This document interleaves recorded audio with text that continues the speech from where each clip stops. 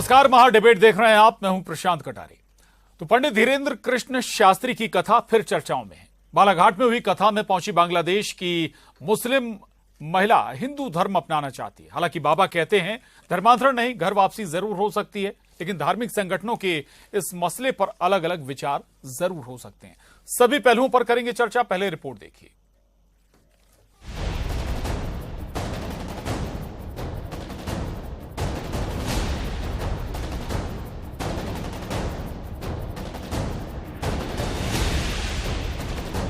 अगर आप चाहो तो ना भी आप बदलो। आप चाहती हैं कि सनातन धर्म स्वीकार करें।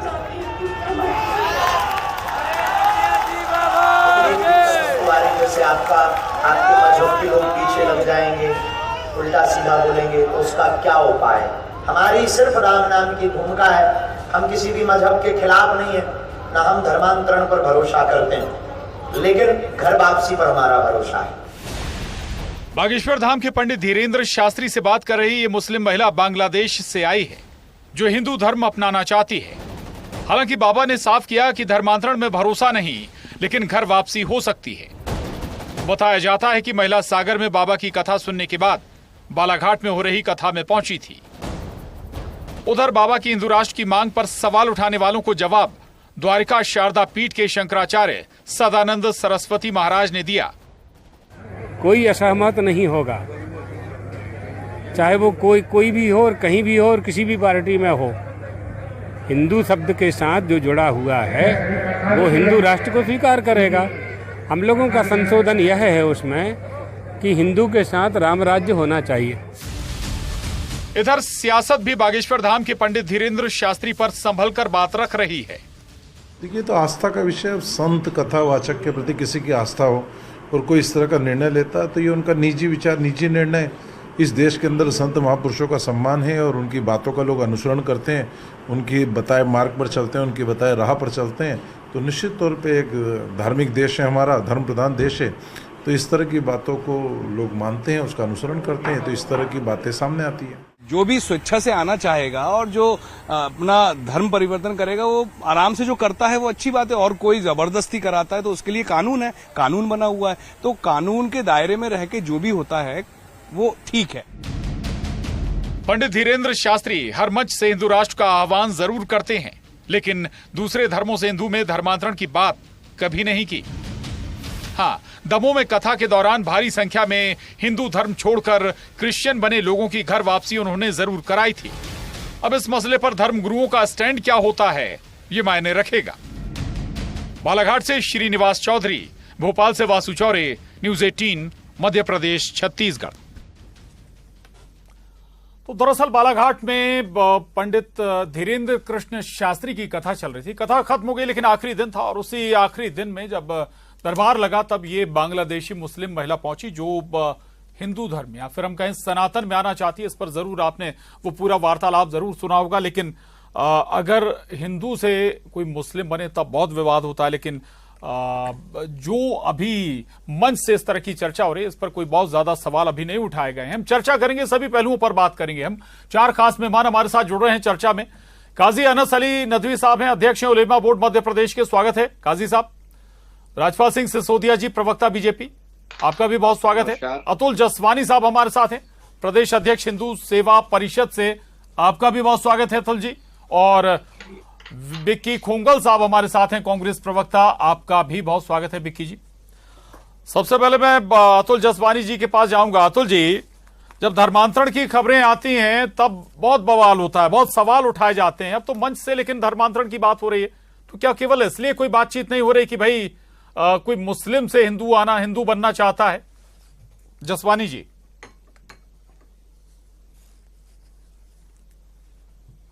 हाँ जी, अभी जस्ट कनेक्ट हुआ, एक बार प्रश्न आप दोहराएंगे एक बार शॉर्ट में? जी जी जी। सवाल ये कि भाई जब कोई हिंदू से मुस्लिम बनता है तब बहुत सवाल उठाए जाते हैं, बहुत बवाल भी होता है, हिंदू संगठन सड़कों पर उतर आते हैं। लेकिन आज एक सवाल भी नहीं उठा जब ये वीडियो सामने आया, एक मुस्लिम महिला हिंदू धर्म में आना चाहती है, सनातन धर्म में आना चाहती है। तो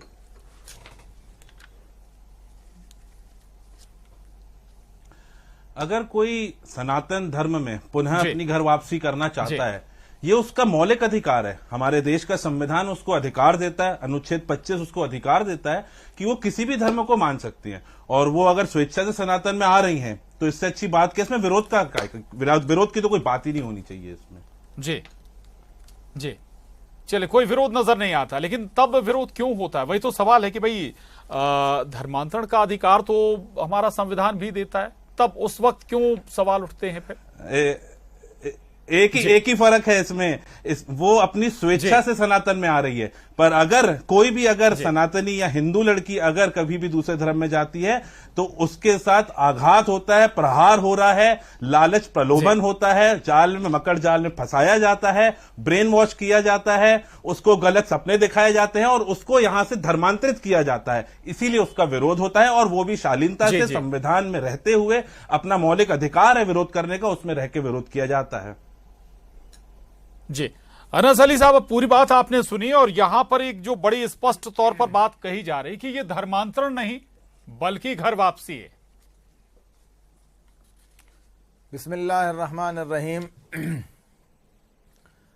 न ये घर वापसी है, घर वापसी का नाम है, मगर ये एक ढोंग है और झूठा ढोंग है, क्योंकि बिल्कुल साफ नजर आ रहा है इस मुल्क के अंदर कि किस तरीके से आप अपने उसको कि साहब अगर कोई हिंदू धर्म अपनाता है, सनातन धर्म अपनाता है, तो वो घर वापसी करता है। तो घर वापसी करने वालों को आप क्या देते हैं? और अगर कोई अपनी मर्जी से मुसलमान होना चाहता है तो उसको आप ये कह रहे हैं कि आप प्रलोभन देते हैं, जबकि कई संगठनों के लोग कई चैनल के माध्यम से ये कह रहे हैं कि हम 30 लाख और 40 लाख मुस्लिम बच्चियों को, मुस्लिम लड़कियों को हम लेकर आएंगे और उनको सनातन धर्म अपनाने के लिए उनको प्रलोभन भी देंगे और सारे करेंगे, और इसके लिए पूरी हमारी जो संगठन है वो सब लगे हुए हैं। तीसरी बात मैं आपसे ये कहना चाहता हूं कि आप घर वापसी की बात कर रहे हैं, तो अगर कोई आपकी घर वापसी कर भी रहा है तो घर वापसी करने के बाद उसको आपने क्या दिया? वसीम रिजवी बहुत बड़ी मिसाल मौजूद है आपके सामने।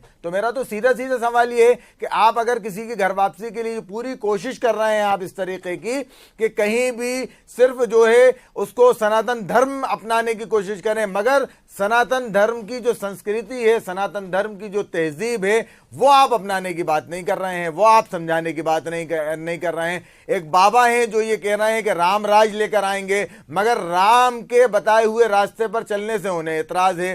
राम जी ने 14 साल का वनवास किया, जंगल चले गए, सारा तख्तोताज छोड़ के चले गए। आज ये कह रहे हैं कि सब कुछ छोड़ के हमारे पास माया ले आइए, और सब मोह माया आप छोड़ दीजिए और सब हमारे पास ले आइए। नदवी साहब, अगर कोई हिंदू धर्म छोड़कर किसी दूसरे धर्म में चला गया है, अगर कोई वो वापस आ रहा है तो उस पर आपत्ति है, दिक्कत है क्या? नहीं, हमें आपत्ति नहीं है, मैं ये कह रहा हूं आपत्ति हमें बिल्कुल नहीं है। ये इस मुल्क का संविधान इजाजत देता है कि आप किसी भी मजहब को अपनाएं, मगर वहीं आप ये दोहरा चरित्र कैसे आप कह रहे हैं कि अगर कोई मुस्लिम होना चाहता है तो वहां आप कह रहे हैं प्रलोभन दे के होता है वो, और वहीं अगर कोई सनातनी होना चाह रहा है तो ये आप कह रहे हैं घर वापसी हो रही है। तो ये तो कम से कम आपको फर्क रखना पड़ेगा ना। संविधान सभी के लिए बराबर है। अगर कोई लड़का है या लड़की है और वो 18 साल से प्लस है, सुन लीजिए आप, और वो उसके लिए संविधान में इजाजत है, तो ये तय करने वाले आप नहीं होते, ये तो सुप्रीम कोर्ट तय करेगा कि उसको घर वापसी कहेंगे या उसको धर्मांतर कहेंगे। जसवानी जी, जल्दी छोटा सा कमेंट, ये डबल स्टैंडर्ड क्यों ये सवाल उठा रहे हैं? अरे साहब, केरला कोर्ट ने जिहाद स्वीकार किया है, आप उठा के देख लें।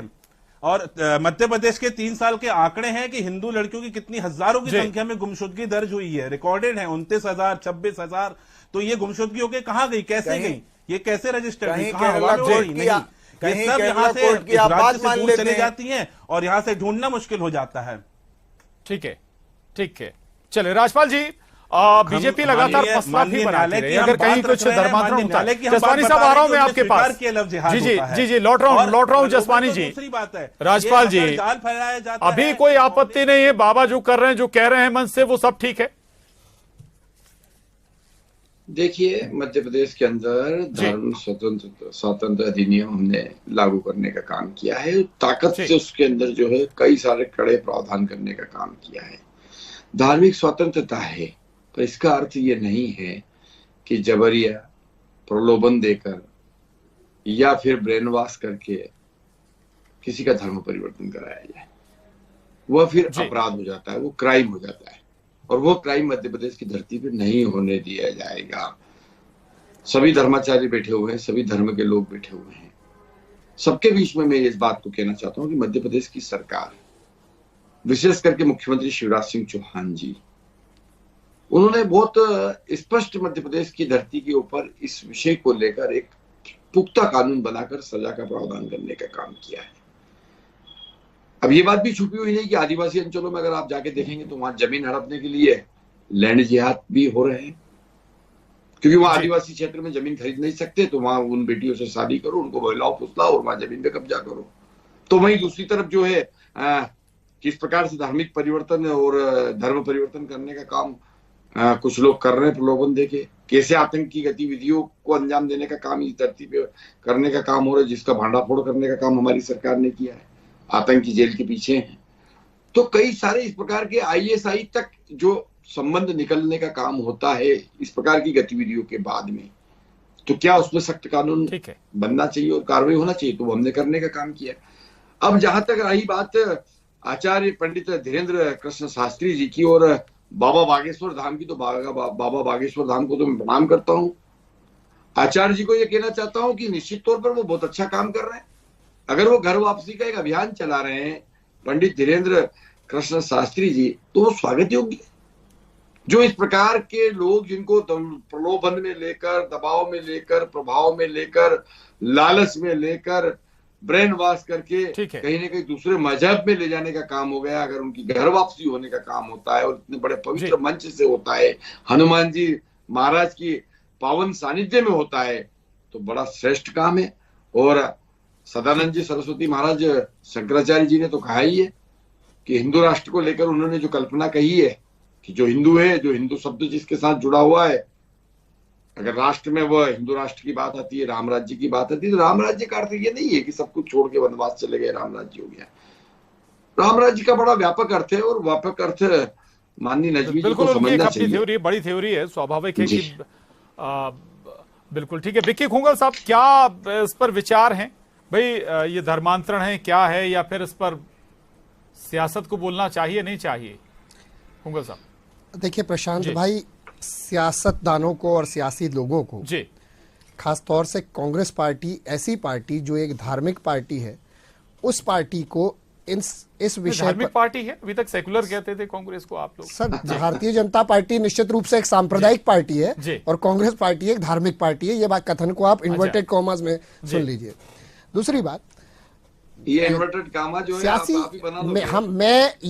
मैं एक पार्टी का एक साधारण कार्यकर्ता। सुन लीजिए राजपाल जी, आ रहा हूं जी। राजपाल जी शांत रहिए, नहीं तो बोल नहीं पाएंगे अगली बार। शांत रहिए। देखिए, इन्वर्टेड कॉमास का हमें मत सिखाइए ज्ञान। 70 सालों में देश जब आजाद हुआ था, सुन लीजिए राजपाल जी, देश आजाद हुआ था, हिंदुओं की जनसंख्या 30 करोड़ थी। आज देश में हिंदुओं की जनसंख्या 130 करोड़ हो गई है। तो हिंदू धर्म को किसने सशक्त किया है, उस पर मुझे ज्ञान देने की आवश्यकता, आपसे ज्ञान लेने की आवश्यकता नहीं है। बात को समझिए। बांग्लादेश से आई हुई हमारी जो बहन आज हिंदू धर्म के अंदर प्रवेश करना चाहती है, मैं उनकी भावनाओं का आदर करता हूं। क्यों आदर करता हूं? क्योंकि वो उस देश से आई हैं जो स्वर्गीय इंदिरा गांधी जी के नेतृत्व में, जिस देश को दुनिया का भूगोल बदलकर, जिस देश को पाकिस्तान के 2 टुकड़े कर स्वर्गीय इंदिरा गांधी जी ने भारत की सेना ने जिस देश का निर्माण किया था, वो उस देश से आई हुई महिला है। पहली चीज, उसकी भावनाओं का मैं आदर करता हूं। बाबा बागेश्वर धाम के वो पवित्र भगवान बजरंग बली के सामने यदि वो अपना धर्मांतरण करने की इच्छुक है, आदरपूर्ण बात। लेकिन संविधान की जानकारी देना, भारत वो मुल्क है, उसे ज्ञात होना चाहिए हमारी बांग्लादेशी बहन को कि जहां पे आज भी इस देश का धर्म ग्रंथ संविधान है, और संविधान की सीमाओं के भीतर जो कार्य होगा वो ज्यादा बेहतर होगा, ज्यादा वैधानिक होगा। संविधान की अनुच्छेद 25(1) के बारे में उसे जानकारी देना आवश्यक है। संविधान की दंड संहिता की धारा 295(1) और 298 की जानकारी देना उसे आवश्यक है, जो कहता है कि जबरन धर्मांतरण अपराध है और उसमें बिना वारंट के गिरफ्तारी भी की जा सकती है।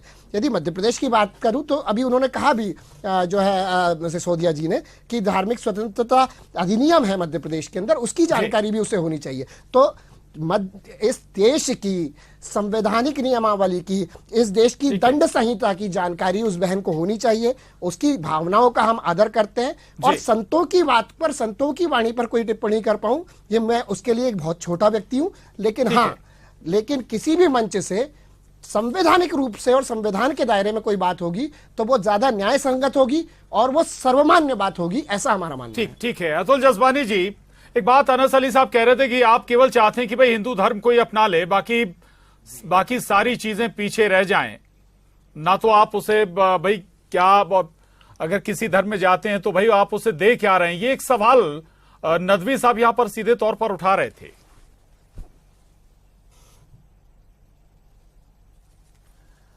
हमने पहले भी कहा, अभी भी कह रहे हैं जी। अब वातावरण ऐसा है कि सारी पार्टियां कह रही हैं कि हम धार्मिक पार्टियां हैं, मतलब स्पष्ट होता है। और ये एक प्रश्न आता है कि हम नहीं चाहते हैं कि हमारे धर्म से कोई वहां जाए। एक भला कौन चाहेगा कि हमारे घर का सदस्य जो है हमारा घर छोड़ के किसी दूसरे शहर में, दूसरे परिवार में चला जाए, जिसको हमने जन्म दिया, पाला पोसा पढ़ाया। कौन माँ बाप चाहेगा कि हमारी बेटी हमारा घर, धर्म सब कुछ छोड़ के चला जाए? पहली बात। दूसरी चीज, आज अभी इन्हें कांग्रेस से महोदय जी आए हैं, गोंगल साहब, उनने कहा कि अगर संविधान के दायरे में रह के खुले मंच में अगर हनुमान बब्बा जी के चरणों में आके अगर वो धर्म स्वीकार कर रही हैं और जिस तरह से बांग्लादेश के हाल हैं सब खुद स्वीकार कर रहे हैं, तो उसमें कोई बुराई नहीं है। और सर्वप्रथम अगर कोई सनातन में आ रहा है तो वो खुले मंच में आ रहा है और खुद आ रहा है और वो सम्मान के साथ उसको स्वीकार किया जा रहा है।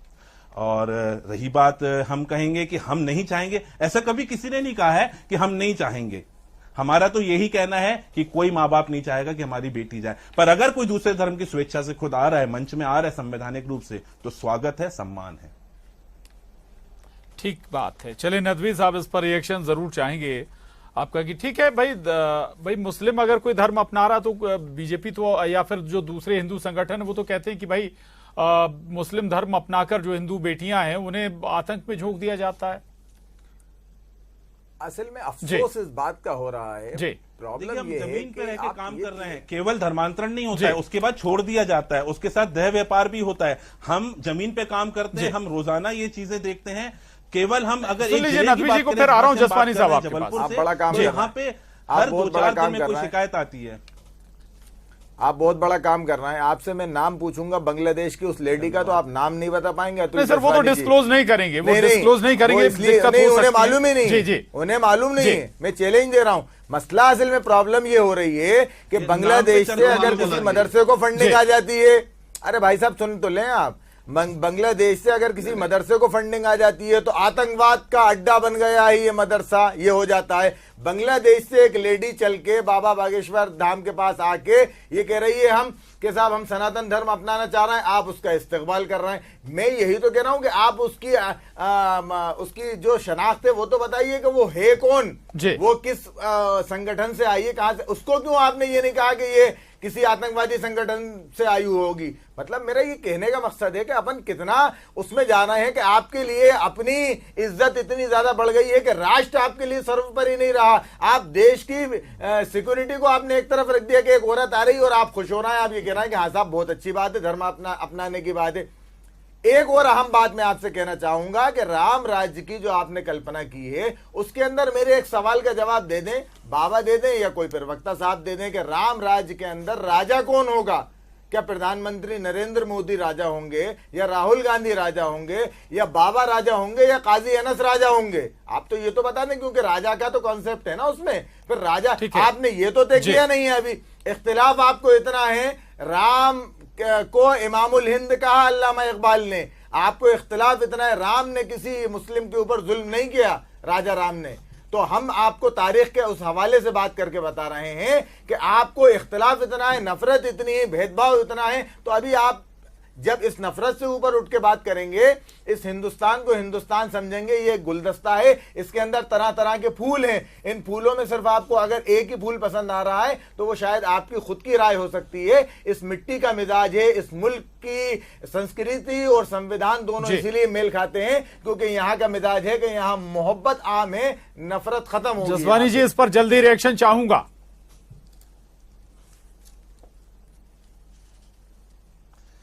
इनने कहा कि नफरत भरी हुई है। अगर नफरत होती तो जब खुले मंच में जब वो अपना सनातन स्वीकार करना है तो उनका सम्मान क्यों किया गया? तो ये तो स्पष्ट है, नफरत तो है ही नहीं किसी प्रकार से। अगर कोई आ रहा है तो स्वीकार करेंगे, नफरत कहीं है ही नहीं। और इनने कहा कि सवाल उठाए थे कि भाई आप जांचेंगे परखेंगे नहीं वो कौन है, कैसे है, कहां से आई है, रोकने के लिए भी तो ये तब कोई आ रहा है उसको बिना किसी कारण के, बिना किसी सूचना के, बिना किसी तरीके से सीधे वहां से चल के नहीं आई हैं। और अगर ये सिक्योरिटी की बात कर रहे हैं तो इतने रोहिंग्या बांग्लादेशी आ गए हैं, जितने भी लूटपाट हो रही है बांग्लादेशी कर रहे हैं, क्राइम कर रहे हैं, उस वक्त इन्होंने सिक्योरिटी की बात उठाई नहीं है। और जब जब रोहिंग्या और घुसपैठी बांग्लादेशियों, अवैध घुसपैठियों की जब विरोध किया है हिंदूवादी संगठनों ने, तब आके तो कभी सिक्योरिटी की बात नहीं की। करेंगे उन्हें। ठीक है, चल मैं राजपाल जी के पास जाऊंगा। राजपाल जी, नजरिया सबके लिए एक क्यों नहीं होता? ऐसा मैंने आपको नहीं कहा। आप बात करवाएं नहीं, यही बात आती है, एक्सेप्ट करवाएं। इसको कहते हैं फोर्सफुल कन्वर्जन। और सनातन में कभी फोर्सफुल कन्वर्जन नहीं होता है, राजपाल प्रेम से स्वीकार किया जाता है, घरवापसी कहा जाता है। हर मामले के लिए नजरिया एक क्यों नहीं? जी, नजरिया बिल्कुल साफ है, एकदम क्रिस्टल क्लियर है नजरिया। और नजरिया है कि घर वापसी होना चाहिए, जबरदस्ती मजहब परिवर्तन, धर्म परिवर्तन नहीं होना चाहिए। लालच के साथ में ब्रेन वॉश करके लव जिहाद के लिए जिस प्रकार से धर्म परिवर्तन कराने का काम हो रहा है वो नहीं होना चाहिए। अगर वो होगा तो मध्य प्रदेश की धरती पे बर्दाश्त नहीं होगा, सख्त से सख्त कार्रवाई होगी, दंडात्मक कार्रवाई होगी। और उसके साथ साथ में मैं ये भी कहना चाहता हूं कि मध्य प्रदेश की धरती पर कहीं कोई डबल स्टैंडर्ड की बात नहीं है, कहीं के दो तरह की बात नहीं है। निश्चित तौर पर कौन सा ऐसा आज तक का कोई कार्यक्रम ये बता दे कि जिसके अंदर सार्वजनिक तौर पर या क्रिस्टल क्लियर तरीके से किसी के धार्मिक परिवर्तन की बात कही गई हो। जब भी धर्म परिवर्तन की बात कहीं हुई है तो कहीं विवाह के लिए फुसला के ले जाना, कहीं लड़की भगा के ले जाना, कहीं उसका दुरुपयोग करना, फिर उसकी प्रॉपर्टी पे हक करना, फिर उसके परिवार को बर्बाद करना, ये सब होते हुए हम देख रहे हैं। और जब देखते हैं तो कार्रवाई होते हुए भी देख रहे हैं। और ये जो सब शक्तियां जब होने का काम हुआ है, बड़ी बात आपने कही। इस पर मैं नदवी साहब का रिएक्शन जरूर लूंगा, लेकिन उससे पहले खोंगल साहब के पास जाऊंगा। विकी जी, कांग्रेस न्यूट्रल क्यों हो गई है बाबा पर? दूसरे राज्यों पर आप अटैकिंग मोड में नजर आते हैं, लेकिन मध्य प्रदेश में ऐसा लगता है न्यूट्रल है। कहीं डर तो नहीं कि भाई अगर आप बाबा पर बोलेंगे, बागेश्वर बाबा पर बोलेंगे तो भाई वोट बैंक खिसक जाएगा कुछ? देखिए जी, ये किसी एक बाबा की, किसी एक धर्मगुरु की बात नहीं है जी। बात है हमारी आस्था की भगवान बजरंगबली के लिए, क्योंकि वो भगवान बजरंगबली के पीठाधीश्वर है। और बागेश्वर मंदिर में हमारी आस्था की। हनुमान भक्त कमलनाथ जी ने हमेशा हनुमान भक्ति उनकी विगत 40 वर्षों से, जब से वो राजनीति में है तब से उनकी हनुमान भक्ति सर्वविदित है। पंडित धीरेन्द्र शास्त्री हूँ, पंडित मिश्रा हूँ सीहोर वाले, हर जगह पे कमलनाथ जी ने जो है चरण वंदना की, संतों का जितना आदर हो सकता उतना आदर किया। अब ये वो संतों का आदर करना एक अलग विषय है, और ये धर्मांतरण वाले जो विषय हैं ये एक अलग विषय है। ये ऐसे विषय हैं जिन विषयों पर आज हमें काम करने की आवश्यकता है। इसके लिए हमें संवैधानिक उन बॉडीज के ऊपर प्रश्न चिन्ह अवश्य खड़ा होता है। जब मध्य प्रदेश में एनसीआरबी का आंकड़ा यह कहता है, एक सेकंड लूंगा, एनसीआरबी का आंकड़ा यह कहता है कि 7,448 बच्चियां मध्य प्रदेश से गायब है। एनसीआरबी का आंकड़ा यह कहता है कि बिल्कुल हम इस पर कभी चर्चा करेंगे विकी भाई, जो है वो सबसे ज्यादा हम लोग फिर कभी चर्चा करेंगे इन आंकड़ों पर जी। लेकिन आज ये बड़ा मसला जरूर था कि धर्मांतरण आखिर इस पर नजरिया एक क्यों नहीं होता सियासी दलों का या फिर जो भी धार्मिक संगठन है उनका। माफी चाहूंगा, चर्चा को यहीं खत्म करेंगे। आप सभी खास मेहमान का बहुत धन्यवाद, बहुत शुक्रिया। डिबेट में इतना ही।